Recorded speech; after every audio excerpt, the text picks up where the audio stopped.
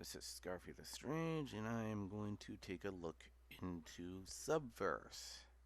Now, due to the explicit nature of the content in question, I'm primarily going to be doing audio with very little to no visuals to go off of.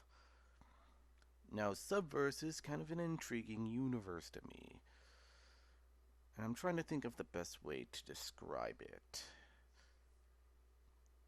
It appears to be Ready Player One done on a budget. I mean, the CGI is done with the cheapest of 3D effects, almost like it's done by a $5 Steam game. And all the actors, instead of being represented by CGI characters in a virtual world that they're supposed to be in, they're represented as live actors screen greened into existence. That said, I find this series somewhat intriguing, and I kind of want to see where this goes, as they are very short and it ends fairly abruptly. The story follows this one office worker remoting in from work. I'm sure everyone's doing the Zoom calls nowadays.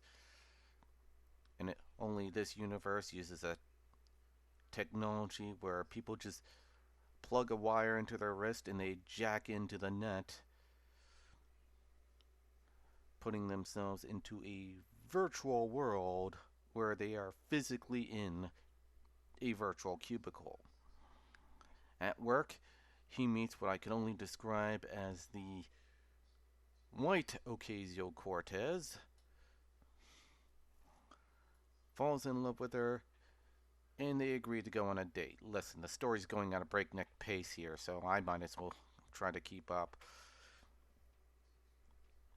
Because he's so used to living life online, the real world kind of scares him in the same way as, well, the real world scared Bruce Willis in the movie Surrogates. So he chickens out on his date and goes home to masturbate to porn. During that time, he encounters a doorway into the Subverse, which is this movie's version of the deep web.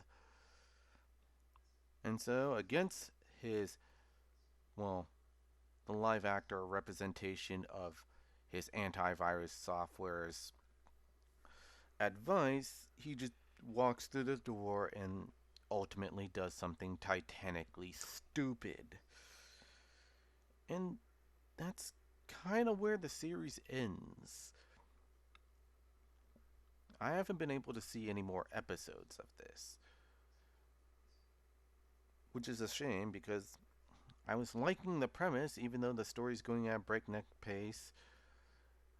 The effects are kind of, although extremely budgetary, are actually done reasonably creatively. I'd hate to think that in the future our technology is still buggier than